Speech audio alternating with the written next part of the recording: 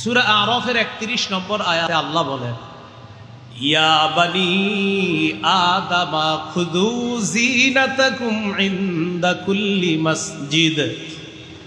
হে আদম সন্তান, তোমরা প্রত্যেক নামাজের সময় বেশভূষা ধারণ করো, গ্রহণ করো, সুন্দর পোশাক পরিধান করে নামাজ পড়া উচিত।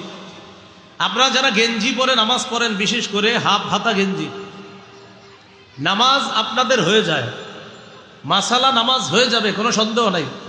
কিন্তু দেখেন, আল্লাহর সামনে দাঁড়াইলে আপনি যদি আপনার মেয়ের জামাইয়ের বাড়িতে যান, আপনি কিন্তু এইভাবে হাফ হাতা গেঞ্জি পরে যাবেন না।